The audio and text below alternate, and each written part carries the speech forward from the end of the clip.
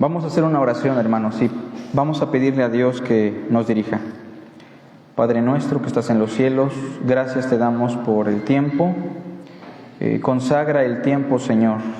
Bendice, santifica tu pueblo y usa tu poderosa palabra en el nombre de Jesús. Amén. Bueno, estamos analizando ya desde hace mucho tiempo, libro por libro, y explicando los aspectos generales de cada uno de los libros que conforman nuestra Biblia o nuestra biblioteca, inspirada por Dios, que es la Biblia, valga la redundancia. Y bueno, como les digo, aunque tocaba Judas, por motivos de trabajo, voy a dar Apocalipsis y nuestro hermano Gama terminará este curso con Judas. Pero bueno, vamos entonces a introducirnos en Apocalipsis. Un libro, un documento lleno de misterio para muchos cristianos, para otros un documento muy interesante, digno de ser leído y releído. Pero si hay un documento que ha sido manoseado a la mala, es precisamente Apocalipsis. Un documento que para muchos es motivo de espanto, de terror, y mejor ni lo vamos a leer. Y en algunos casos de la historia del cristianismo hubo personajes de renombre como Martín Lutero, que en su momento dijeron: este documento para mí no tiene ningún provecho.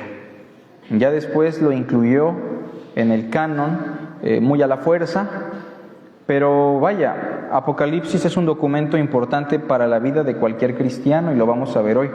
Tal vez no nos dé tiempo verlo todo, pero la mayor parte lo vamos a tratar de abarcar.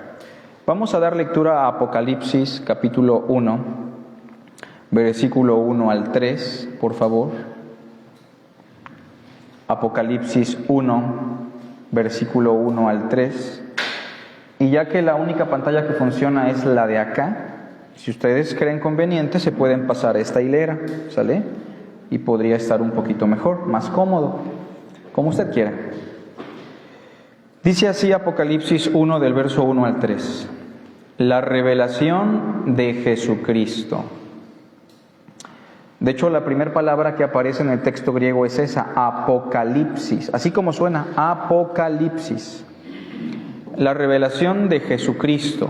O sea, que trata de Jesucristo, o también se puede entender como que Dios se la dio a Jesucristo. Porque el verso inmediatamente dice que Dios le dio para manifestar a sus siervos las cosas que deben suceder pronto. Vean que Apocalipsis, desde el inicio, ya nos está hablando de las cosas que están próximas a suceder. O sea, no es tan futurista como suponemos, Habla de cosas que tenían que suceder pronto. Y la declaró enviándola por medio de su ángel a su siervo Juan. Y aquí vemos a diferentes personajes que están conectados en este documento. Primero tenemos a Dios, que le da la revelación a Jesucristo, que Jesucristo envía a su ángel para que le dé esta revelación ¿a quién? A su siervo Juan, y su siervo Juan la va a transmitir a los cristianos de esta carta. Sigue diciendo el verso 2. Juan, que ha dado testimonio de la palabra de Dios y del testimonio de Jesucristo y de todas las cosas que ha visto. Bienaventurado el que lee. Y ya con esta declaración deberíamos preguntarnos, ¿es algo terrorífico, algo malo leer Apocalipsis?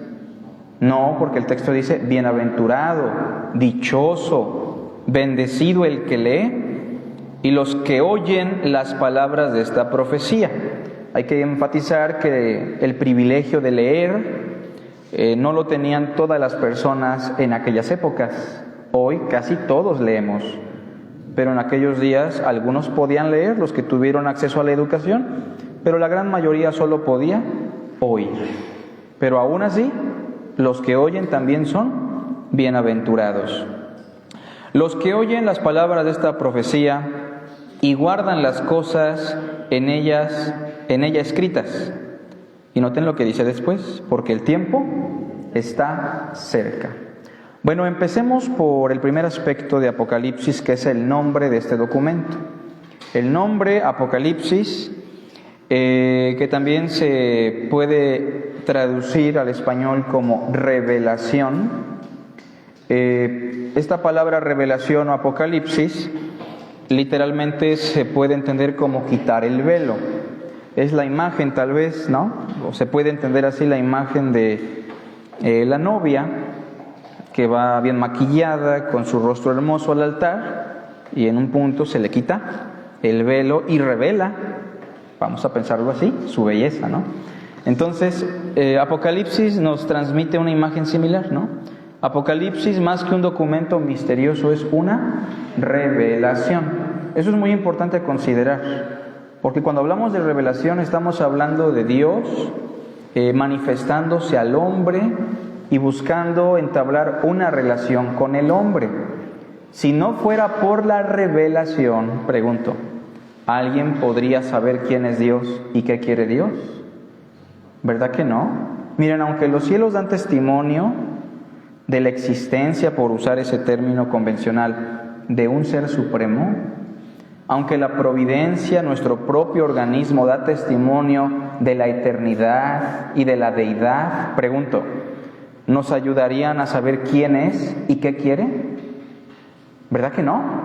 No nos ayudarían en nada. Nos dejarían con esa duda, dejándonos como responsables y nada más. Pero Dios se ha querido revelar y Apocalipsis forma parte de la revelación.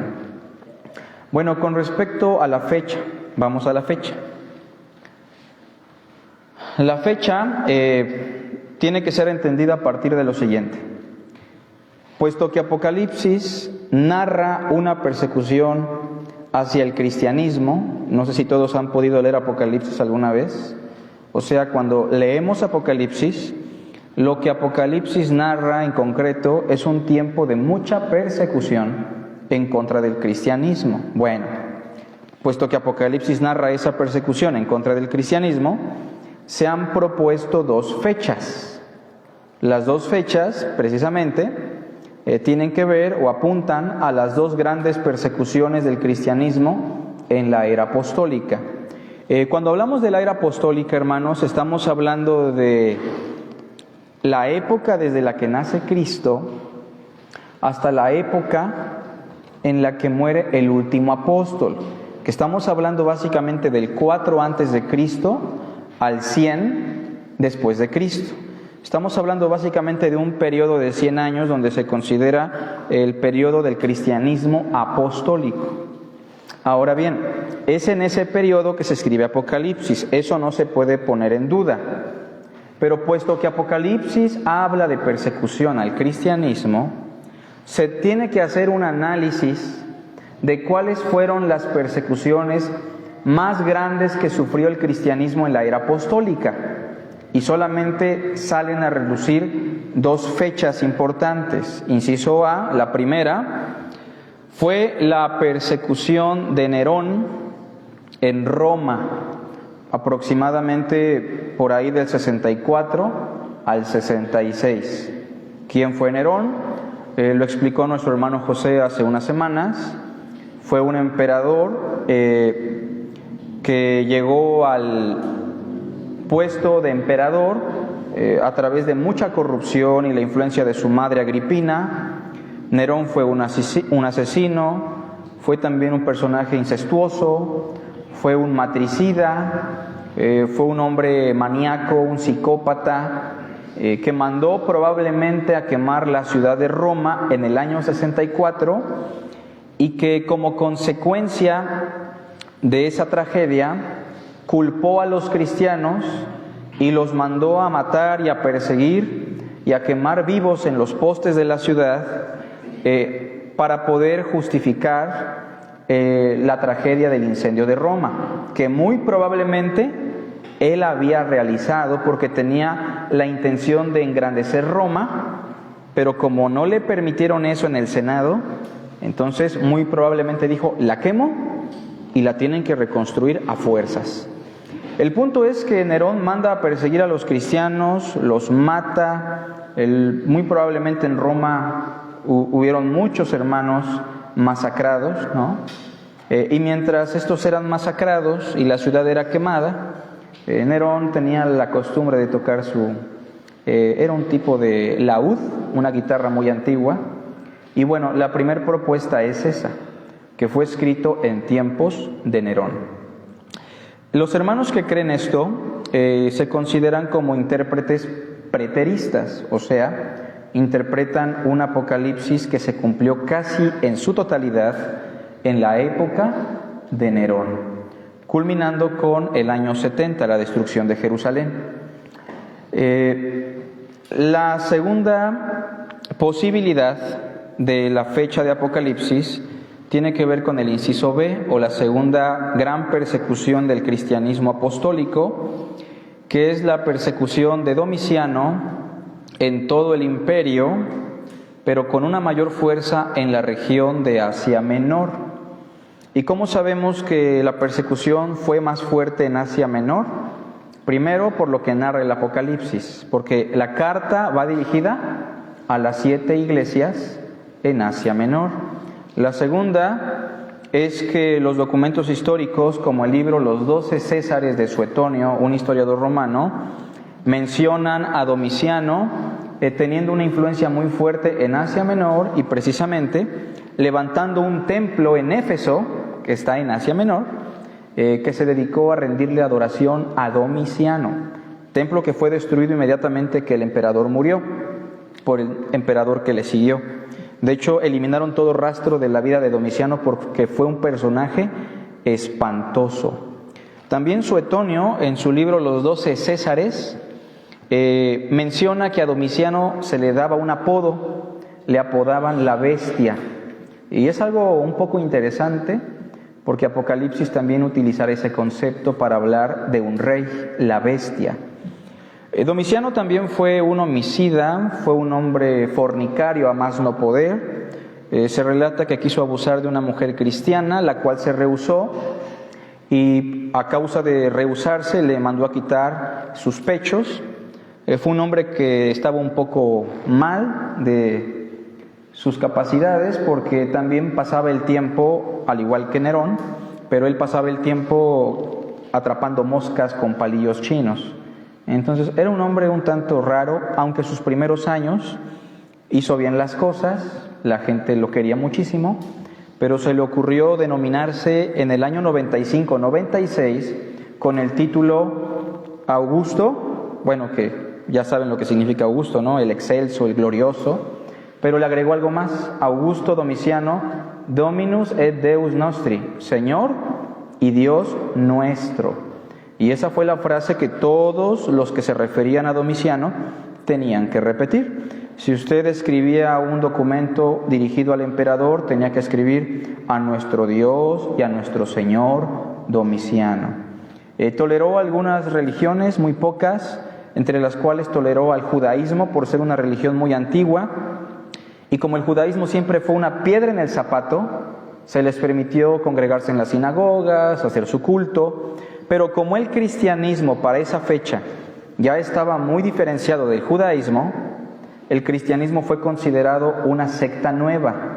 Y es entonces que Domiciano también desata una persecución en contra de los cristianos, y con un mayor énfasis en Asia Menor. Precisamente en Asia Menor existía un tipo de club del emperador Domiciano, que es el que se encargaba de vigilar que se le rindiera la adoración debida al emperador, ¿no? Bueno, esas son las dos fechas, y por lo tanto yo me inclino personalmente más por la época de Domiciano. ¿Por qué? Bueno, primero, porque la persecución de Nerón no fue imperial. La persecución de Nerón fue a nivel local, solo se desató en la ciudad de Roma. Ese es un dato muy importante para los hermanos que abrazan la postura preterista.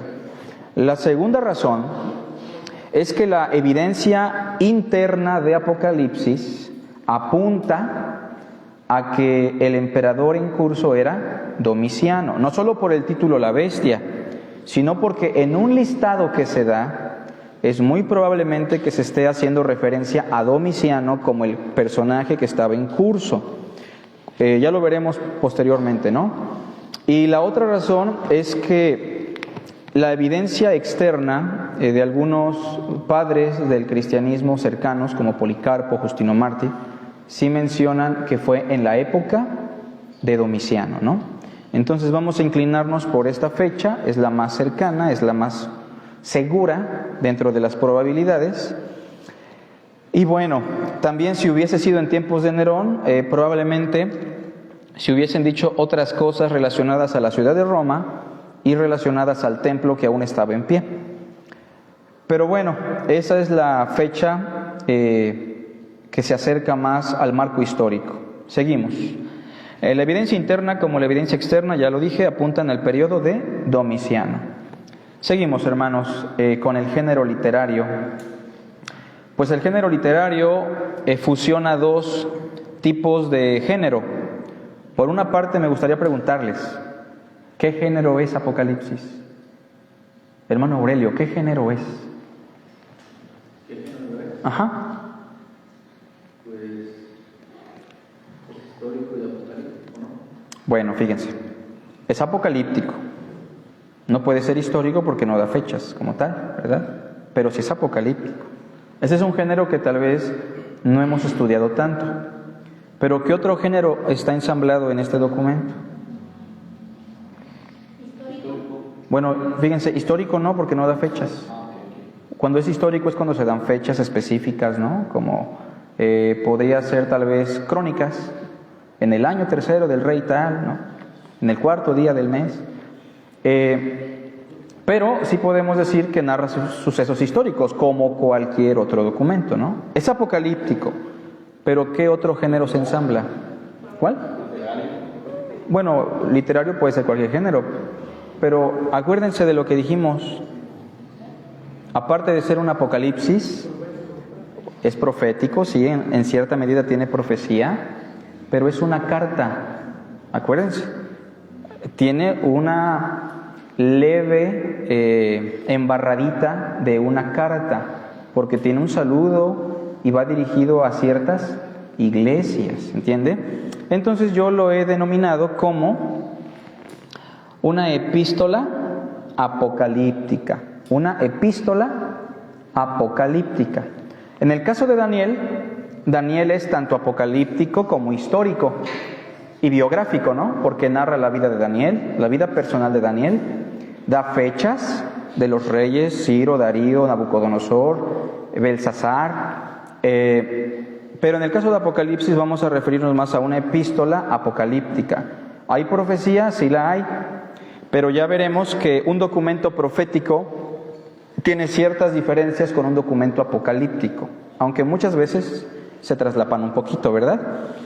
Bien, entonces, en cuanto al género literario, ya hemos dicho, es una epístola apocalíptica. Ahora, ¿qué son los apocalípticos? Yo creo que la gran mayoría ha escuchado ya esto. Los documentos apocalípticos son un invento, es un género inventado por el pueblo judío. Lo inventaron en la época de los 400 años del silencio, a finales de esa época. En esa época ya no había profetas, ¿se acuerdan? En esa época escaseaba la palabra de Dios. Dios había juzgado a su pueblo. Por eso fueron 400 años de silencio. Tuvieron que inventar la sinagoga como recurso. Tuvieron que inventarse los rabinos. En ese periodo se inventaron también algunas sectas, como la secta de los fariseos y la secta de los saduceos, entre otros movimientos que no proliferaron mucho. Pero aparte era una época en la que el pueblo judío estaba subyugado por los griegos. Los griegos, a diferencia de cualquier otro imperio mencionado, tenían la costumbre de helenizar a los pueblos gobernados. ¿Saben lo que es el helenismo, hermanos?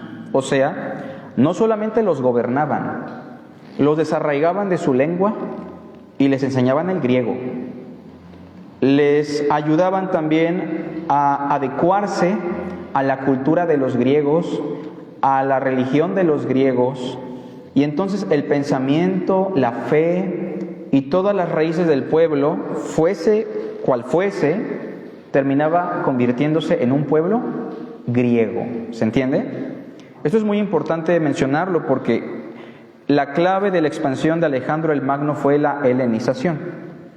Pero si hubo un pueblo que se rehusó muchísimo a eso, adivinen cuál fue. El pueblo judío. Y es cuando se desata una guerra llamada la Guerra de los Macabeos. ¿Han leído esos libros? Esa guerra narra cómo el pueblo judío buscó desarraigarse de la influencia de los griegos. Bueno, en ese periodo, los judíos inventaron libros con nombres falsos, ¿sale? Y llenos de símbolos que hablaban de la victoria de Dios sobre los griegos, los caldeos, los romanos, sobre la victoria de Dios sobre el mundo y llevando a Israel a la cúspide de la hegemonía mundial, ¿no? Estos documentos fueron llamados Apocalipsis. Hay uno que ustedes han mirado en Judas que se llama Enoc. ¿Han visto eso? ¿Cómo se cita Enoc? U otro Apocalipsis que se llama La Asunción de Moisés, donde se habla de cómo Satanás se quería robar el cuerpo de Moisés, ¿se acuerdan? Esos documentos son pseudoepigráficos, que significa son escritos falsos. No los escribió Moisés, no los escribió Enoc, hay otro que es de Abraham, no lo escribió Abraham. Pero ¿por qué se les daba el título de personajes importantes que ya estaban muertos? ¿Por qué? Para llamar la atención, para crear la cosquilla. Y hablaban de eventos catastróficos, la intervención de los ángeles, cómo Dios iba a subyugar a los enemigos, Israel iba a proliferar. Y entonces se hizo costumbre que en tiempos de persecución, en tiempos de tribulación, se escribieran apocalipsis, ¿sale? Con nombres de personajes importantes para darle atención al documento, nada más. El cristianismo también tuvo sus propios apocalipsis, entre los cuales el que destaca más, precisamente, y que es inspirado por Dios, es el Apocalipsis de Juan. Y es por eso que al tener en cuenta esto, hay que considerar una cosa, lo que sigue, que el recurso literario que predomina en los Apocalipsis, ¿cuál es? El símbolo. El símbolo, que es una figura de representación, repito, una figura de representación, es el recurso literario que más se utiliza en los Apocalipsis. ¿Puede tener profecía? Sí. O sea, puede tener consolación, exhortación, edificación, pero todo eso se plasma a través del símbolo. Por eso mucha gente no entiende Apocalipsis, porque se habla de una mujer con cola de caballo, ¿no? Y con alas de escorpión o cola de escorpión.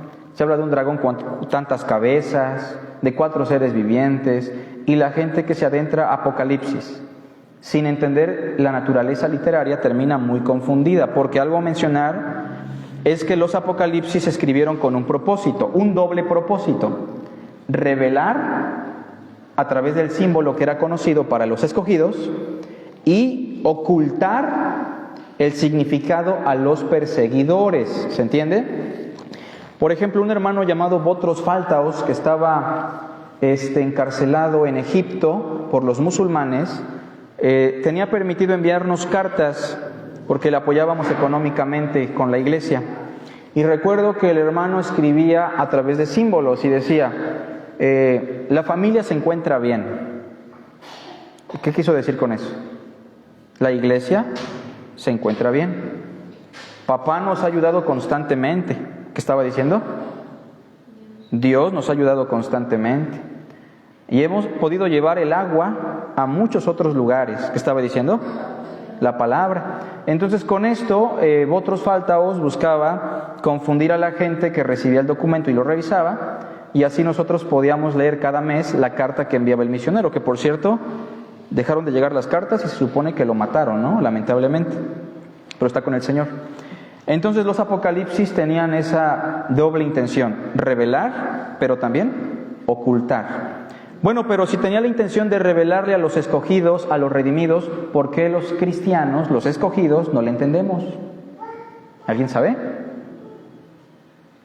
Porque en esa época tenían el conocimiento del Antiguo Testamento bien. Nosotros tenemos que estudiar el Antiguo Testamento para,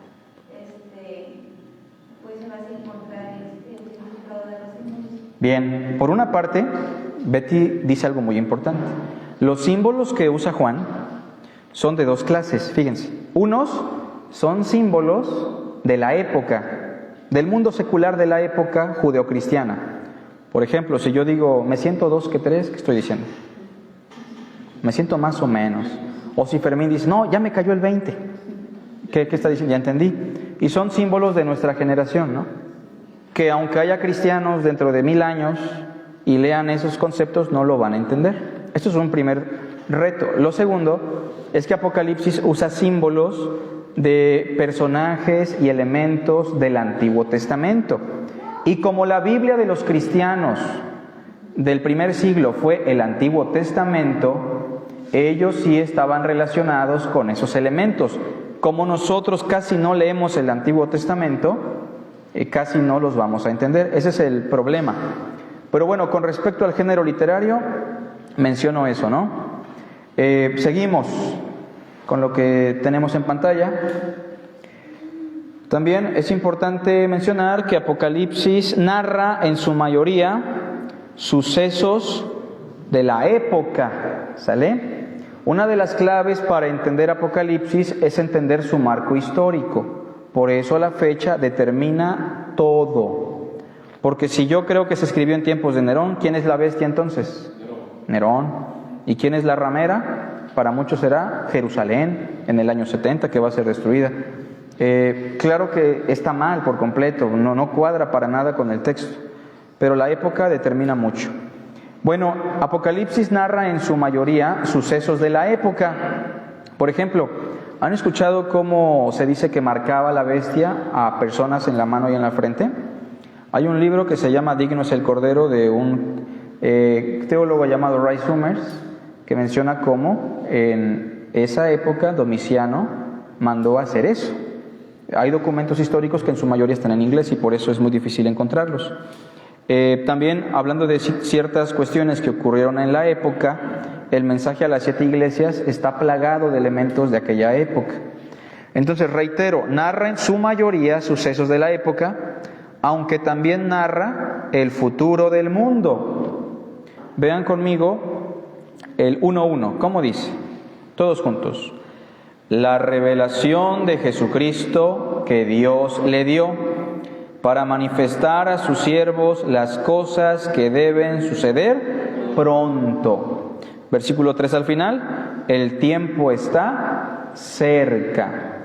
Pero el capítulo 1, versículo 19 también dice lo siguiente. ¿Lo tenemos? Dice así: escribe las cosas que has visto, y las que son, y las que han de ser después de estas. O sea, no solamente es lo que se vivía en la época, Apocalipsis también narra lo que se va a vivir en un futuro, como el día del juicio, la resurrección de los muertos, el estado eterno, el juicio pleno de Satanás en su destrucción final. Muchos elementos que Apocalipsis explica. Vamos con el tema central de Apocalipsis. Después de leer Apocalipsis nos podemos dar cuenta, sin duda alguna, que el tema central es la victoria del Hijo de Dios. La victoria del Hijo de Dios. Y por eso Apocalipsis, al igual que Hebreos y al igual que el Evangelio de Juan, se constituyen en los 3 documentos más cristológicos del Nuevo Testamento: Juan, Hebreos y Apocalipsis. Y en eso radica la gran riqueza de Apocalipsis. De hecho, vamos a leer algunos pasajes, 1:4 al 6. Juan, a las 7 iglesias que están en Asia, gracia y paz a vosotros, ¿de quién, hermanos? Del que es, el que era y el que será. Es la expansión de la expresión griega yo soy el que soy. Ego y mi o on es el texto griego, o sea, yo soy el que soy. Esta expresión alude a Dios el Padre, ¿sale?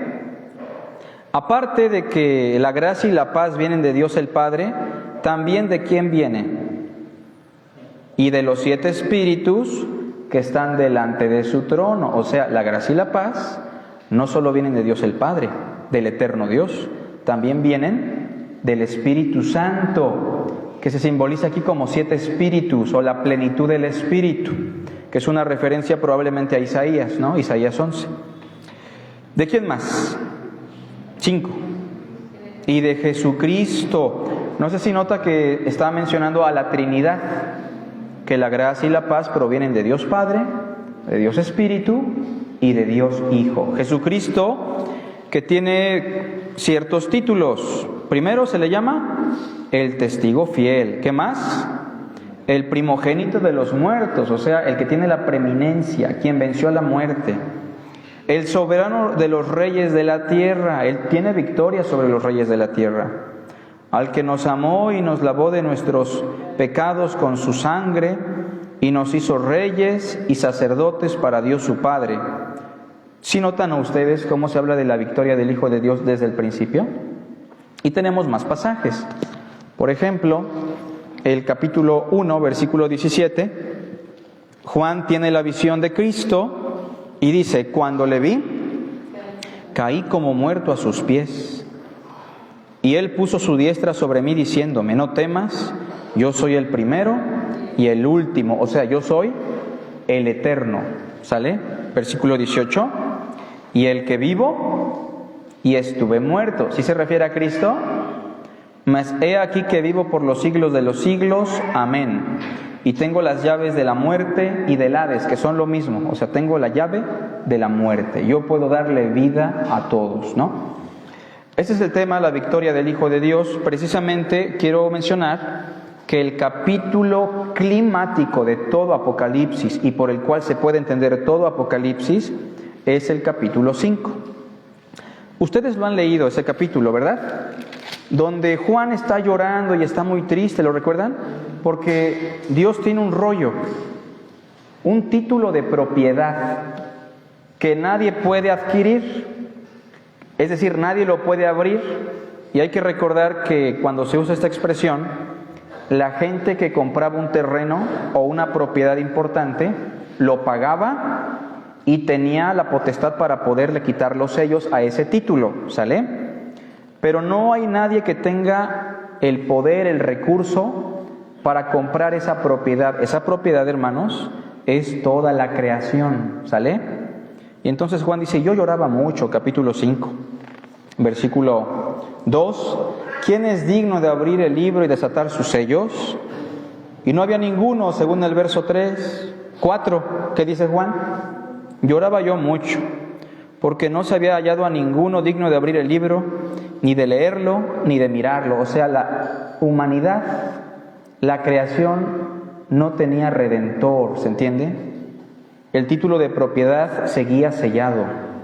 Versículo 5, y uno de los ancianos me dijo: mira, no llores, he aquí el león de la tribu de Judá, referencia a Génesis, la raíz de David, noten eso, el origen de David, ha vencido para abrir el libro y desatar sus 7 sellos. Y es entonces que se desata e inicia la historia de la redención desde Cristo hasta su segunda venida.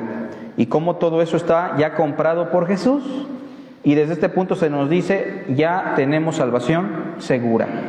Por cierto, el capítulo 5 es una amplificación de la profecía de Daniel cuando se dice que el anciano de días, ¿se acuerdan?, le da toda potestad al Hijo del Hombre. Esa potestad está simbolizada por ese título de propiedad, por ese rollo. Bueno, entonces el tema central es la victoria del Hijo de Dios. Propósito de Apocalipsis. El propósito es bien fácil, y en esto es profecía, por así decirlo, porque tiene el propósito de sembrar la esperanza. ¿Cuál es la esperanza que tenemos? Quiero que alguien me diga en una palabra, ¿cuál es la esperanza que tenemos los cristianos? Resurrección. Por una parte, Apocalipsis, que narra cómo los cristianos eran masacrados y asesinados, al mencionar el tema que es la victoria del Hijo de Dios, quiere sembrar la esperanza de la resurrección. Hay un texto que me gusta mucho en Apocalipsis que dice: bienaventurados los que mueren en el Señor, descansan de sus obras, y sus obras lo siguen, o sea, serán recompensados. Esa es la esperanza que tenemos, es la bienaventuranza bendita. Y por otra parte es consolar a los cristianos en medio de la persecución. ¿Alguien aquí alguna vez se ha sentido en persecución? Yo lo dudo mucho, porque la verdad no hemos llegado a esos niveles. Pero ese es el propósito. El autor, aquí, Juan, nunca dice que sea el apóstol Juan, ¿verdad? Siempre dice Juan. Probablemente el apóstol Juan o un grupo de discípulos del apóstol Juan. ¿Por qué digo esto, hermanos? Y tal vez para algunos sea duro y digan, ¿cómo que probablemente? Es Juan el apóstol y se acabó. Porque miren, acuérdense que primero los apocalipsis, ya les dije, se caracterizaban por ser pseudoepigráficos. Así como Enoc no escribió el Apocalipsis de Enoc, así como Moisés no escribió el Apocalipsis de Moisés, muy probablemente el apóstol Juan no escribió el Apocalipsis. Porque de hecho, lo que caracteriza a Juan en el Evangelio es que es muy discreto con su nombre, ¿no lo han notado? ¿Cómo se menciona a sí mismo el autor del Evangelio de Juan? ¿Alguien se acuerda? Aquel a quien el Señor amaba, ¿no? Y en las cartas que las acabamos de ver con nuestro hermano Israel, el anciano. O sea, pero es muy discreto. De hecho, todos los escritores son discretos excepto Pablo, ¿no? Pablo siempre, yo, Pablo, siervo de Jesucristo. Pero es curioso que Juan sea tan discreto y en este documento diga, yo Juan vuestro hermano, ¿no? Como queriendo que se nos quede grabado que fue Juan. Entonces, algunos hermanos sugieren que no lo escribió el apóstol Juan. Probablemente una escuela de teología juanina, es decir, discípulos de Juan, escribieron este documento. Pero miren, eso no importa, porque como con cualquier otro documento hemos dicho algo. Lo que sí importa, ¿qué es? Que es un documento inspirado por Dios y que tiene un valor incalculable para nosotros con relación a nuestra fe. Ahora, yo tengo una teoría que sí lo escribió el apóstol Juan. Por cierto, ahí pongo los textos donde aparece su nombre, yo Juan, como el escritor. Primero quiero mencionar algo. Inciso A, Apocalipsis manifiesta algo. Inciso A, la gramática griega es muy carente. ¿A qué me refiero? Quien haya escrito el Apocalipsis no sabía escribir en griego, ¿sale? O sí sabía escribir en griego, pero con un pensamiento hebreo. Es como cuando usted se sabe algunas palabras en inglés y las escribe en un orden equivocado, ¿no? Porque está pensando en español, pero escribiendo en inglés. ¿Les ha pasado eso alguna vez? O cuando usted formula frases en inglés y alguien le dice, no, así no se dice. Esta va adelante y esta va atrás. Bueno, lo que encontramos en Apocalipsis es a una persona que no tiene dominio del idioma, como sí lo tenía Pablo, o como sí lo tenía Apolos. Y entonces, eso es un dato importante a considerar. ¿Por qué? Porque yo sí creo que lo escribió el apóstol Juan. Y les voy a decir cuál es mi teoría. Que mientras Juan estaba suelto en la calle y escribe el Evangelio y escribe las cartas, él como Pedro, quienes eran del vulgo y sin letras, cuando mandaban documentos escritos, contrataban el servicio de algún amanuense que conocía bien el idioma, que podía redactar una carta de una forma excelente. Pero ahora que está preso en la isla de Patmos, ¿tiene el recurso? ¿Tiene la prestación de ese servicio? Entonces se ve obligado a escribir en su griego carente y con su pensamiento hebreo lo que Dios le revela, ¿sale? Ese es mi punto de vista, que Juan sí lo escribió y la gramática carente se debe a que Juan como Pedro eran del vulgo y sin letras, ¿no? Y deje muy en claro esto, hermanos. Cuando digo que eran del vulgo y sin letras, es que cuando Cristo los llama no sabían ni siquiera leer ni escribir, ¿sale? Otra cosa importante, inciso B, es que los conceptos teológicos sí son del apóstol Juan. ¿Qué conceptos teológicos? Cordero de Dios, ¿quién lo menciona? Juan. ¿Y Apocalipsis? También. Otro concepto teológico, el verbo de Dios, aparece en el Evangelio, aparece en la primera carta y aparece en Apocalipsis. Y hay algunas frases que son propias de la teología de Juan. Por lo tanto, tuvo que haber sido Juan, o vuelvo a reiterar, o un grupo de discípulos del apóstol Juan. Y inciso C, como ya se mencionó, pues Juan estaba encarcelado, ¿no? La limitante de escribir un griego perfecto era imposible para él, y entonces es muy probable que sí haya sido el apóstol Juan, pero solo decimos es muy probable, no lo podemos asegurar. Lo que sí puedo asegurarles, y aquí doy la vida por eso, es que Juan, o más bien el documento que dice que lo escribió un tal Juan, es un documento inspirado por Dios. Eso sí es verdad. ¿Hasta aquí vamos bien, hermanos? Vamos con la estructura y con eso vamos a terminar porque es larga. Dentro de 8 días yo creo que voy a dar una segunda parte. Primero lo que tenemos, busquen en sus Biblias desde el capítulo 1, vamos a ir con calma. Lo primero que encontramos en esta estructura, y debo mencionar algo, Apocalipsis no tiene una secuencia cronológica. Algunos hermanos caen en el error de leer Apocalipsis como una cronología, ¿no? O como un libro de historia. No es así. Apocalipsis te va a empezar a hablar de la segunda venida desde los primeros capítulos.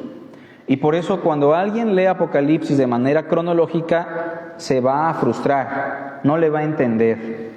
Apocalipsis más bien es como una galería de arte, ¿sale? Que te cuenta la historia de la redención por pedacitos. Imagínese que usted entra a una galería de cuadros, ¿no? De pinturas. Y usted ve primero un cuadro donde se habla de la venida del Hijo del Hombre. Y en el segundo cuadro ve al dragón luchando con el ángel Gabriel. Y en el tercer cuadro usted ve al niño Jesús naciendo de una mujer. ¿Se entiende? No están ordenados, pero son diferentes cuadros que pintan un pedacito de la historia del Mesías y de la redención. ¿Sale, vale? En lo primero, en el primer punto, lo que encontramos es una introducción, que ya la leímos, ¿no? Capítulo 1, verso 1 al verso 3. Esa introducción la leímos al inicio. Lo segundo que tenemos es los saludos a las 7 iglesias. Vean cómo se mencionan estas iglesias en el versículo 11. Dice: yo soy el alfa y la omega, el primero y el último. Escribe en un libro lo que ves y envíalo a las 7 iglesias que están en Asia, Éfeso, que es una iglesia valiosa en todo el Nuevo Testamento, En verdad que vale la pena estudiar Éfeso. Esmirna, Pérgamo, Tiatira, Sardis, Filadelfia y la Odisea. Entonces es lo que encontramos, ¿no? Los saludos, el mensaje a las 7 iglesias.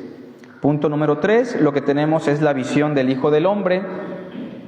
Esta visión es clave para entender parte del mensaje a las iglesias. No sé si se han dado cuenta que cuando inicia un mensaje a cada iglesia se menciona a Jesús. Fíjense, capítulo 1, versículo 12. Quiero que anoten con detenimiento la visión, la anoten. Y me volví para ver la voz del que hablaba conmigo, y vuelto vi 7 candeleros de oro. ¿Se acuerdan qué simbolizan esos 7 candeleros? Las 7 iglesias. 13. Y en medio de los 7 candeleros, a uno semejante al Hijo del Hombre. Referencia a Daniel 7:14, ¿no? Vestido de una ropa que llegaba hasta los pies y ceñido por el pecho con un cinto de oro. Eso también es una referencia de Daniel. Su cabeza y sus cabellos eran blancos como blanca lana, como nieve, sus ojos como llama de fuego, y sus pies semejantes al bronce bruñido, refulgente como en un horno, y su voz como estruendo de muchas aguas. Tenía en su diestra 7 estrellas, que son los 7 mensajeros de las iglesias, y de su boca salió una espada aguda de 2 filos, y su rostro era como el sol cuando resplandece en su fuerza. Pregunto, ¿esa es la apariencia de Jesús en la actualidad? Si eso fuera, a mí me daría mucho miedo, ¿no? ¿A usted? También. No, la apariencia de Jesús en la actualidad es la apariencia de Jesús resucitado, como resucitó y apareció. Lo que tenemos aquí es una serie de símiles, porque se dice como, semejante a. Hay que dejarlo muy en claro, porque hay hermanos que ya dicen que Jesús es así, y que tiene unas llamas de fuego en los ojos, y que de su boca sale una espada literal. No es así. Ahora vean lo que sigue. Número 4, el mensaje a las 7 iglesias. Eso abarca del capítulo 2 hasta el capítulo 3. Todo el capítulo 2 y todo el capítulo 3 es el mensaje a las 7 iglesias. ¿Y cómo inicia cada mensaje? Capítulo 2, verso 1. Escribe al ángel de la iglesia en Éfeso, el que tiene las 7 estrellas en su diestra. Eso apareció en el símbolo anterior, ¿verdad que sí? Capítulo 2, versículo 8. Escriba al ángel de la iglesia en Esmirna, el primero y el postrero, el que estuvo muerto y vivió, dice esto. ¿Aparece en la visión anterior? Pues sí. 12. Escribe al ángel de la iglesia en Pérgamo, el que tiene la espada aguda de 2 filos. No sé si se dan cuenta que se da la visión del Hijo del Hombre y a cada iglesia le da un pedacito, ¿no? Porque cada pedacito o cada símbolo está representando una virtud de Cristo que se va a manifestar en la iglesia. Por ejemplo, en los Efesios, ¿qué es lo que les quiso decir Jesús? Yo tengo en mi mano a los mensajeros, a los pastores. Los pastores están en mi mano. Esas estrellas en la mano de Cristo son los mensajeros de la iglesia. Y no sé si recuerda que para esa época la iglesia de Éfeso estaba sufriendo mucho de sus pastores. ¿Se acuerda? Pablo les dijo: de ustedes mismos se levantarán lobos rapaces. ¿Qué le transmite la iglesia de Esmirna? Que Cristo es el primero y el postrero, el que estuvo muerto y vivió. ¿Saben por qué le dice eso? Porque la iglesia de Esmirna está sufriendo tribulación, la gente de Esmirna está muriendo. ¿Y el mensaje cuál es? Yo he resucitado, ustedes también van a resucitar. ¿Qué le dice a la iglesia de Pérgamo? El que tiene la espada aguda de 2 filos dice esto. Ante la situación de apostasía y de tolerancia del pecado en Pérgamo, Cristo les dice: recuerden que yo juzgaré con mi palabra. Y bueno, así cada elemento de la visión se le coloca al inicio de cada iglesia, ¿no? El mensaje a las iglesias es muy valioso, yo los animo a que lo lean. Número 5, después en el capítulo 4, en el punto número 5, lo que tenemos es la visión del Dios Padre como creador.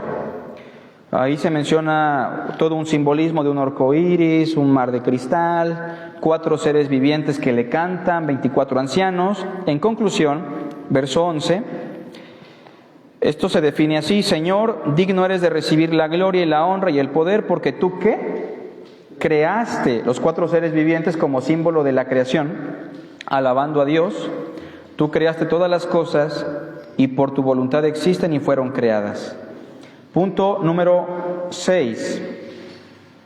Lo que encontramos es la visión de la potestad que el Padre le entrega al Hijo.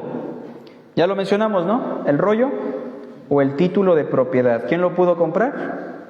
Cristo. ¿Quién lo puede desatar? Cristo. Los 24 ancianos, o sea, los redimidos, y los 4 seres vivientes, la creación, ¿a quién le pertenecen?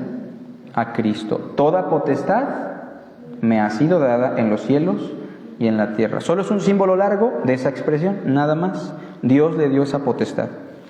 Después, punto número 7. No sé si usted ha notado que en Apocalipsis hay una secuencia. Sí hay una secuencia, pero no es cronológica. Se habla de 7 sellos, después se habla de 7 trompetas y después al final se habla de 7 copas de la ira. ¿Lo han leído o lo han notado? Bueno, estos 3 grupos o 3 secciones de 7 son simplemente algo que se parece a los evangelios, Mateo, Marcos, Lucas y Juan. ¿Son diferentes o no? ¿Verdad que sí son diferentes? Pero narran diferentes aspectos de un mismo mensaje. Lo que quiero decir es lo mismo.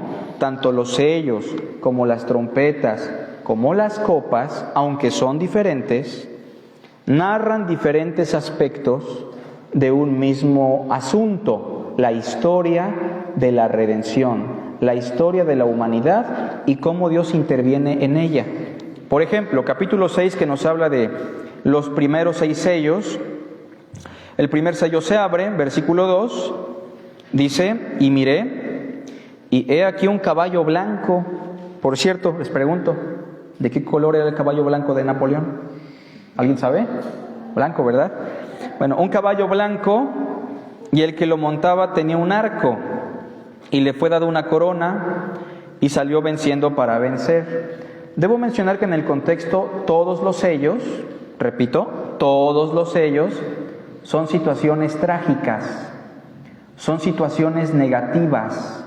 Y por eso, aunque algunos suponen que aquí se refiere a Jesús, yo personalmente pienso que este caballo blanco y al jinete que lo monta, que salió venciendo para vencer con una corona, no es una bendición, sino una maldición. O sea, el emperador ha vencido. El emperador romano sale cabalgando simbólicamente con su corona. Y eso desata algo más. Versículo 3. El segundo sello se abre y dice el versículo 4 que salió otro caballo. ¿De qué color? Bermejo o rojizo, ¿no? Y al que lo montaba le fue dado poder de quitar de la tierra la paz, y que se matasen a unos a otros, y se le dio una gran espada. Si al primer jinete de color blanco se le simboliza con la victoria, y probablemente la victoria del Imperio Romano, que era algo terrible, ¿qué es lo que trajo la victoria del Imperio Romano, hermanos?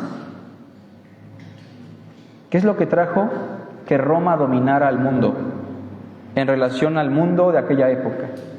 Guerra, y eso se simboliza con el color rojo, ¿no? Se le dio una gran espada, se le quitó a la tierra la paz, se mataron unos a otros. Y cuando hay guerra, ¿qué se produce? Versículo 5. El versículo 5 dice que hay otro caballo de color negro, y el que lo montaba tenía una balanza en la mano, una báscula pues. Y oí una voz de en medio de 4 seres vivientes que decía: 2 libras de trigo por 1 denario. Imagínense que alguien dice: el kilo de tortilla vale 500. ¿Qué diría usted? No, está muy caro, ¿no? Ya no hay que comer tortilla, mejor. O el kilo de azúcar a 200. ¿Compraría azúcar? Ya no. O sea, alimentos básicos de la época están carísimos. ¿Qué es lo que está representando este caballo negro? ¿Alguien se da cuenta? Escasez y hambruna. Ahora tenemos otro caballo, versículo 8, caballo amarillo. El caballo amarillo dice que el que lo montaba tenía por nombre, ¿qué? Muerte. Y el Hades, que es el concepto de muerte en hebreo, pero lo toma del griego obviamente, el Hades le seguía. Y le fue dada potestad sobre la 4ª parte de la tierra para matar con espada, con hambre, con mortandad, o sea, enfermedad, y con las fieras de la tierra. O sea, este caballo simboliza la muerte en todas sus formas. Bueno, cada jinete simboliza un juicio terrible. Después se habla de otro sello donde los cristianos son perseguidos, hasta que llega el 6º sello en el versículo 17, que sería el preámbulo de la segunda venida de Cristo. Repito, el preámbulo de la segunda venida de Cristo. En el punto número 7 ven lo que dice, los primeros 6 sellos, ¿no? La historia del mundo desde la victoria del emperador romano hasta el preámbulo de la segunda venida de Cristo. ¿Cómo se narra el 6º sello? A ver, vean. Verso 12. Miré cuando abrió el 6º sello, y he aquí hubo un gran terremoto. Ojo, con ese gran terremoto, Y el sol se puso negro como tela de silicio, y la luna se volvió toda como sangre. Eso ya lo entendíamos en otros pasajes, ¿no? Y las estrellas del cielo cayeron sobre la tierra como la higuera deja caer los higos cuando es sacudida por un fuerte viento. Y el cielo se desvaneció como un pergamino. O sea, en pocas palabras, este es el preámbulo, son los momentos previos a que Cristo aparezca. Lógicamente y en conclusión, el 7º sello, ¿qué es? La llegada de Cristo. Pero no aparece el 7º sello, se interrumpe, punto número 8. El 7º sello se interrumpe por una visión a la que se cataloga en este tipo de obra de arte como un interludio. ¿Han ido alguna vez a una obra de teatro? ¿Sí? Y ya ven que en las obras de teatro hay como comerciales que se llaman interludios. Imagínense Apocalipsis como una obra de teatro, ¿no? Donde se va llevando una secuencia y de repente hay un comercial, un interludio. Y este interludio nos habla de los redimidos, tanto judíos, 144,000, como gentiles, una multitud que no se puede contar. Eso ya lo hemos leído. Es el capítulo 7 del 1 al 17. Y ya, siguiente punto, el 9, se habla del 7º sello. Yo quiero que lo veamos de manera detallada. ¿Todos tienen su Biblia a la mano? A ver, veamos lo que dice el 7º sello. 8:1. Cuando abrió el 7º sello, Se hizo silencio en el cielo como por media hora. O sea, ¿algo grande va a pasar o no? Algo importante va a ocurrir. Hay un silencio. Y vi a los 7 ángeles que estaban en pie ante Dios, y se les dieron 7 trompetas. Otro ángel vino entonces y se paró ante el altar con un incensario de oro, y se le dio mucho incienso para añadirlo a las oraciones de todos los santos, sobre el altar de oro que estaba delante del trono. Y de la mano del ángel subió a la presencia de Dios el humo del incienso con las oraciones de los santos. En pocas palabras, las oraciones de los santos están a punto de ser contestadas. Y no sé si usted notó o ha notado que un capítulo atrás la oración fue: Señor, ¿hasta cuándo no vienes y juzgas la sangre? ¿Se acuerdan?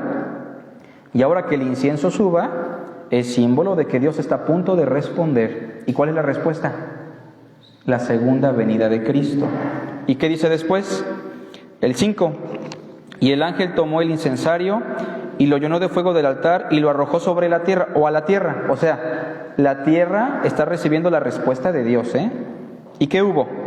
Truenos, voces, relámpagos y un terremoto. Que por cierto, esos elementos son los que aparecen cuando Dios descendió a la tierra en el monte Sinaí. ¿Se acuerdan?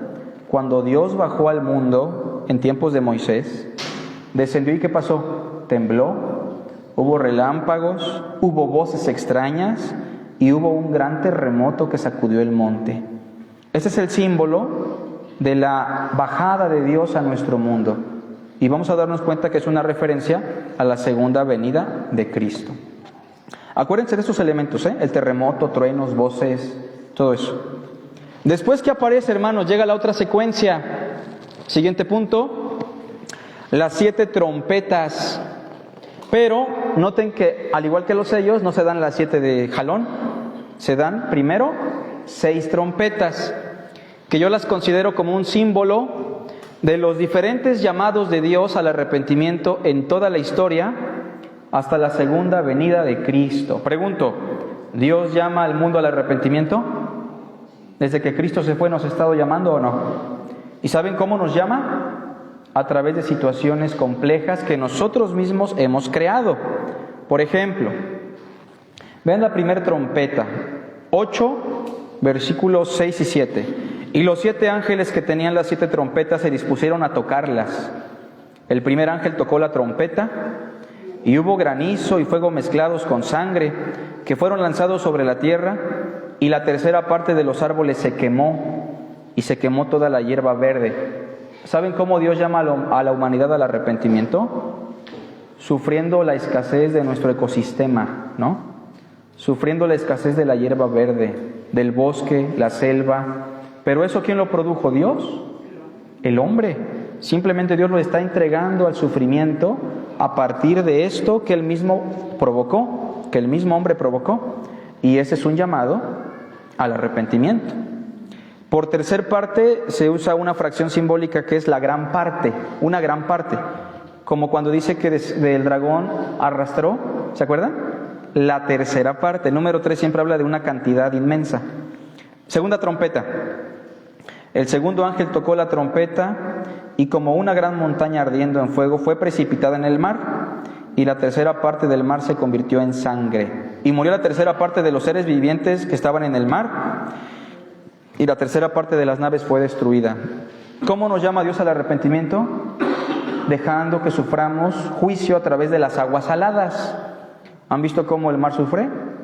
No solamente de ahorita, hermanos, por años ha sufrido muchísimo, y eso lastima al hombre. Es un llamado al arrepentimiento. Después hablan de los ríos, las aguas dulces. Se siguen hablando de otras cositas importantes. Y vean cómo terminan las 6 trompetas. Capítulo 9, versículo 20. ¿Lo tenemos? Aquí se explica el propósito de las trompetas, que es un símbolo de llamado. Y los otros hombres que no fueron muertos con estas plagas, ni aun así que se arrepintieron. ¿Para qué fueron las trompetas? Para producir el arrepentimiento, pero no se arrepintieron. ¿Alguien sabe por qué Dios permitió la llegada del COVID? ¿Es un llamado al arrepentimiento o no? El SIDA, un llamado al arrepentimiento. O sea, hay situaciones de la salud del hombre que no tenían por qué darse, pero que por causa de nuestro pecado han llegado. ¿Qué dice el versículo 21? Y no se arrepintieron de sus homicidios, ni de sus hechicerías, ni de su fornicación, ni de sus hurtos. Pregunto, ¿desde cuándo están cabalgando los jinetes? Desde siempre. ¿Desde cuándo se están tocando las trompetas? No, hermano, es que por ahí se escuchó una trompeta en Rusia, y otra acá por Cardel, y otra acá por Omex, ¿no? Bueno, probablemente había honores a la bandera, ¿no? Pero estamos hablando aquí de un símbolo. Siguiente punto, hermanos. 11, tenemos la naturaleza de la palabra profética, que lo presenta Juan como un librito que lo comes dulce al principio y después amargo. La palabra que nos trae bendición, pero también la palabra tiene juicio, ¿o no? Y también se nos habla de otro símbolo que son los redimidos en la historia, que se simboliza con 2 testigos. Esos 2 testigos son la repetición de lo que ya vimos, 144,000 y una gran muchedumbre, judíos y gentiles que testifican de Cristo. Es un solo pueblo que se denomina en 2 grupos, judíos y gentiles que han creído en Jesús. Esos son los 2 testigos. ¿No cree usted que es Moisés y Elías que van a resucitar? No, para nada. Es el pueblo de Dios en la historia. Es un interludio también, porque acuérdense, lo que estamos esperando es la 7ª trompeta. ¿Se acuerdan? Lógicamente, la 7ª trompeta, ¿qué simboliza? La segunda venida de Cristo, otra vez. A ver, veamos la 7ª trompeta, lo que viene, 7ª trompeta. Vamos a leer el verso 15, 11:15. Ustedes me dicen si se parece al 7º sello o no, ¿sale? ¿Lo tenemos? El 7º ángel tocó la trompeta y hubo grandes voces en el cielo que decían: los reinos del mundo han venido a ser de nuestro Señor y de su Cristo, y Él reinará por los siglos de los siglos. O sea, ¿ya llegó la hora o no? Ya. Y los 24 ancianos, o sea, los redimidos, que estaban sentados delante de Dios en sus tronos, se postraron sobre sus rostros y adoraron a Dios. ¿Y qué decían?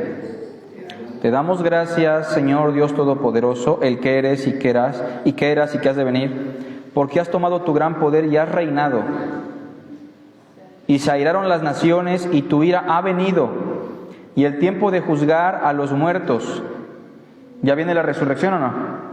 ¿El día del juicio?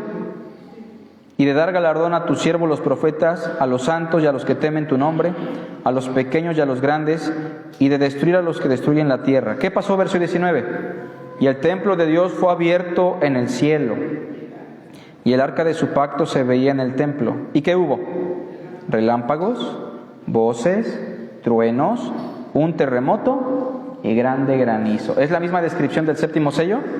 O sea, la imagen del Sinaí. Dios desciende a la tierra.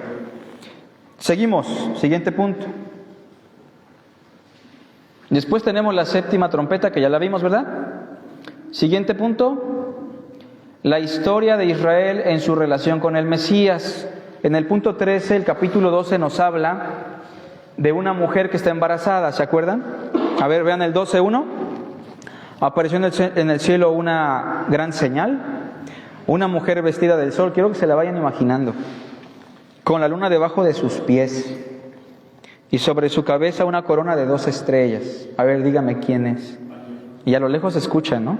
En el cielo, una hermosa mañana. Pues no tiene nada que ver con eso. Esta mujer es el símbolo de un pueblo. Esta mujer es Israel, que se toma del sueño de José. Las estrellas son los hijos de Israel, el sol es el padre Israel, y la luna es la madre. Esta mujer, que es un pueblo, estaba embarazada porque el pueblo estaba esperando ¿a quién? Al Mesías. Y cuando el Mesías llegó, el dragón estaba esperando comérselo. Siempre estuvo esperando el dragón devorarlo, con el faraón, ¿se acuerdan? Con Herodes. Pero el niño nació, venció y ascendió a los cielos. Y la mujer, que es Israel, que rechazó al Mesías, a su propio Mesías, es perseguida ¿por quién? Por el dragón. Ese es el fenómeno de la gran tribulación para el pueblo judío. Y así termina esa historia, ¿no? Del capítulo 12. Después tenemos una explicación simbólica del Imperio Romano en sus 2 etapas. Se habla de 2 bestias, capítulo 13. La primera bestia es espantosa y terrible en gran manera. De hecho, en el verso 2 del capítulo 13, a la bestia se le ensambla con diferentes animales del capítulo 7 de Daniel. Esta bestia es semejante a un leopardo. ¿Cuál es la cualidad del leopardo? Es rápido, ¿no? Tiene pies como de oso. ¿Cuál es la capacidad del oso? ¿Cuál es su cualidad? Es feroz, ¿no? O sea, no despiertes a un oso porque se enoja. ¿Qué otra cualidad tiene? Boca como de león. ¿Cuál es la cualidad del león? Es el más valiente, ¿no? El más fuerte. O sea, esta bestia es un imperio rápido, feroz y poderosísimo. Y como para agregarle algo más, el dragón le dio su poder y su trono. O sea, este imperio, el Imperio Romano, tiene el respaldo ¿de quién? Del mismo chamuco, ¿no? Este es el Imperio Romano, que por lo que vamos a leer después, o lo puede leer con calma, manda a perseguir al cristianismo, a los santos, los mata. Ahí el capítulo 13, versículo 5, tiene una boca que habla grandes cosas y blasfemias. Acuérdense lo que hablaba Domiciano, ¿se acuerdan? Versículo 7, se le permitió hacer guerra contra los santos y vencerlos. Y también se le dio autoridad sobre toda tribu, pueblo, lengua y nación. Sin duda alguna esta bestia simboliza tanto al emperador como su imperio. Pero esta bestia política militar, el Imperio Romano, tiene otra faceta que es más eficaz que la ejecución del poder militar y político. Versículo 11, aparece una segunda bestia. Esta bestia tenía 2 cuernos pequeños, semejantes a los de un cordero, pero hablaba como dragón. La segunda bestia no tiene un animal muy feroz, ¿sí? Porque ¿a quién le da miedo un borreguito? A nadie, ¿verdad? O sea, si te ponen a un león, un oso y un leopardo, yo pienso que te pones a orar, ¿no? Ya de perdido. Pero si cruzas la cerca y te encuentras con un borrego, ¿qué dices? Ya me llegó la Navidad, ¿no? El Año Nuevo. Entonces la segunda bestia no se ve muy espantosa, pero cuando habla, caray, habla como dragón, porque la segunda bestia es el poder religioso del Imperio Romano, ¿sale? Que no, ¿perdón? No es Luis Toro, sin duda alguna, no es Luis Toro, ya me hizo de hermano decir algo aquí que no tenía que decir. Entonces es el poder religioso de Roma, ¿no? A esto le llama Apocalipsis el falso profeta. Obviamente que ese poder religioso va a cocinarse hasta que llega posteriormente el Sacro Imperio Romano. En ese momento solamente es la influencia de Domiciano, el emperador. Seguimos. Después tenemos en el punto 15 los redimidos en 2 grupos otra vez. Capítulo 14 se habla de los 144,000, versículo 1, en el monte de Sión, versículo 2, otro grupo que está cantando desde el cielo como un estruendo de muchas aguas. Son los judíos redimidos y los gentiles redimidos. Es la repetición de lo que ya vimos, ¿no? Después, siguiente punto, ya vamos a terminar. Tenemos el mensaje del Evangelio en medio de la persecución. Vean conmigo el capítulo 14, hermanos. El mensaje del Evangelio proclamado por estos ángeles, que solamente es un símbolo. Primero dice que Babilonia, o sea, el Imperio Romano, Roma, van a caer. ¿Cuál es el consuelo? No siempre vamos a sufrir las injusticias de esta vida, hermanos. ¿Qué más? El consuelo final aparece en el versículo 13, todos juntos. Oí una voz que desde el cielo me decía, escribe, todos juntos, bienaventurados de aquí en adelante los muertos que mueren en el Señor. Sí, dice el Espíritu, descansarán de sus trabajos porque sus obras con ellos siguen. Ese es el consuelo del Evangelio en esta porción. Siguiente, tenemos el día del juicio. Aquí se presenta a Cristo con una hoz, ¿todos conocen la hoz? Y corta lo que es bueno de su era, de su terreno, y se lo lleva al granero. Y después otro ángel viene con otra hoz, versículo 17. Tenía una hoz aguda un ángel, y este ángel lo que hace es vendimiar las uvas de la tierra y las empieza a pisar en el lagar de la ira de Dios. O sea, La primera hoz es la salvación de los redimidos y la segunda hoz es la ira de Dios sobre los inconversos en el día del juicio. Punto siguiente, vienen las 7 copas de la ira de Dios. Ya llegamos a la otra secuencia, 7 copas. Estas no están separadas, ya vienen juntitas, ¿no? Entonces, estas 7 copas son otra vez el juicio de Dios sobre el mundo, como la oportunidad al arrepentimiento, lo mismo que las trompetas. A ver, vamos a ver una. Capítulo 16, versículo 2. Fue el primero y derramó su copa sobre la tierra. Y vino una úlcera maligna y pestilente sobre los hombres que tenían la marca de la bestia y que adoraban su imagen. O sea, una enfermedad que funge como juicio para estos idólatras. 3.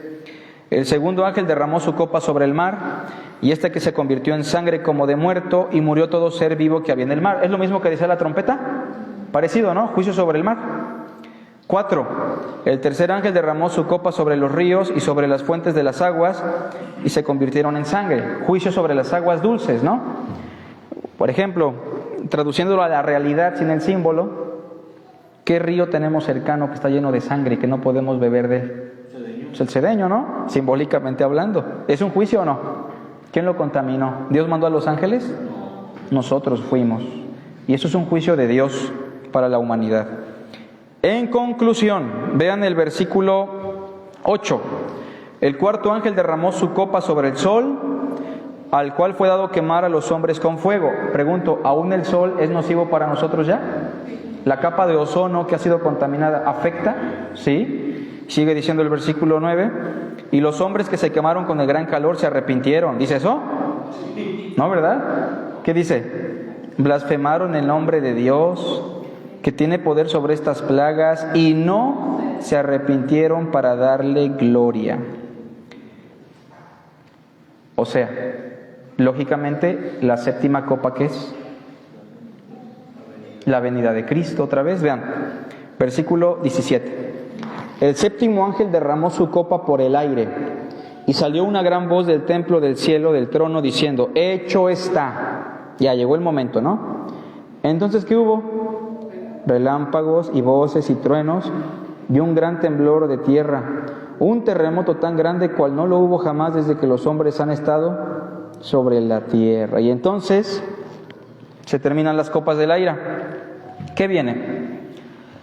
La condenación de Roma, ¿no? Ahí está. Punto 19. La condenación de Roma. Eso en el capítulo 17. A Roma, la ciudad de Roma, se le simboliza con una mujer ramera. Esta mujer ramera que ha fornicado con todos los reyes de la tierra y que va montada sobre la bestia, que ya vimos que estaba ensamblada con diferentes animales. La bestia es el imperio, ¿sale? La ramera que va encima de esa bestia es Roma, la capital del imperio, la ciudad. Y Dios dice que la va a condenar. Versículo 18 del capítulo 17, todos juntos. Y la mujer que has visto, ¿qué dice? Es la gran ciudad que reina sobre los reyes. Los preteristas dirán que es Jerusalén, pero Jerusalén no reinaba sobre los reyes de la tierra, ¿no? Es Roma, sin duda, esa ramera. Capítulo 18 se habla de la caída de Babilonia, que es lo mismo, la caída detallada de Roma. Por cierto, pregunto, hermanos, ¿Roma sigue gobernando gran parte del mundo o no? Sí, pero ya no en su faceta de político militar, político tantito, ¿no? Porque cuando viene el dirigente no viene a predicar el evangelio, ¿o sí? Viene a hablar con los mandatarios. Acuérdense, fornican con los reyes del mundo. Pero también su poder no es tan político. El poder más fuerte de Roma, que sigue en vigencia, está en su boca porque habla como ¿qué? Como dragón. Y su influencia se sigue desplegando por el mundo. Pero cuando Cristo venga, esa ciudad que ha servido para destrucción de muchos y confusión, va a ser derribada. Se menciona como la Gran Babilonia porque si se dice la Gran Roma, pues ahí le cortan la cabeza a Juan, ¿no? Pero hay que poner una ciudad que se parecía y que también fue una ciudad idólatra y que persiguió al pueblo de Dios, Babilonia, ¿no? Seguimos. Después de que se condena a Roma, Lo que tenemos es la segunda venida de Cristo. Y por ahí el preámbulo se menciona con un símbolo, las bodas del Cordero. Si usted pensaba que las bodas del Cordero era una pachanga en el cielo de 7 años, con vino y pan, déjeme decirle que no. Las bodas del Cordero solo son un símbolo de lo que es una boda. ¿Qué simboliza una boda? La unión entre el esposo y la novia, ¿no? Es el momento en el que Cristo y su iglesia se unen, ¿sale? Y bueno, después se habla de cómo Cristo baja en un caballo blanco, destruye a los reyes de la tierra, capítulo 19, se le menciona en el verso 16 como Rey de Reyes, Señor de Señores, y después, hermanos, se aparece un símbolo controversial. Punto siguiente, aparece el símbolo de la historia de la redención, desde el juicio al diablo, que cuando Cristo vino lo juzgó, ¿se acuerdan? El príncipe de este mundo ha sido echado fuera, el hombre fuerte fue atado en su propia casa y saqueado sus bienes, hasta su plena, hasta su plena condenación. De eso trata el símbolo del milenio. Los 1000 años son el símbolo del reino, de la redención, desde que Satanás es atado hasta que Satanás es destruido plenamente. Después tenemos, ya vamos a terminar, punto 22, el día del juicio y la resurrección. ¿Todos han leído ese símbolo del trono blanco? 20:11, lo vamos a leer y ya terminamos casi, ¿eh? Vi un gran trono blanco y al que estaba sentado en él. Pregunto, ¿por qué es un trono blanco? ¿Por qué no dorado? Porque el blanco está simbolizando algo importante, hermanos. Ese trono es un trono que va a ser justicia, que no se puede corromper por nada. Y vean, en ese mismo día, el cielo y la tierra van a huir de la presencia del que está sentado en el trono. ¿Y el cielo y la tierra van a encontrar un lugar? Ya no. En ese día los cielos y la tierra pasarán. 12. Y vi a los muertos. ¿Cómo los pudo ver? ¿Alguien sabe? Porque aparte que es el día del juicio, porque aparte de que es el día de la destrucción de nuestro universo, también es el día de la resurrección. Y los muertos están en pie para ser juzgados, grandes y pequeños. Cuando dice grandes y pequeños, no se refiere a los bebés. En el contexto de Apocalipsis se refiere a los grandes, emperadores, reyes, soberanos y pequeños. Gente de todo pueblo, tribu, lengua y nación, esclavos, libres. Todos de pie ante Dios. Vean lo que dice. Y los libros fueron abiertos. Pregunto, ¿Dios tiene necesidad de libros? ¿Pero por qué? Porque es un símbolo del conocimiento que Dios tiene de nuestras obras, de toda palabra ociosa que salga de la boca de los hombres. De ella van a dar cuenta, ¿verdad? En el día del juicio. Y también se abrió otro libro, que es el libro de la vida. El conocimiento que Dios tiene de sus escogidos, los que se inscribieron a tiempo. Quiero preguntar si alguien ya se inscribió. A ver, levante la mano, ¿quién ya se inscribió en el libro de la vida?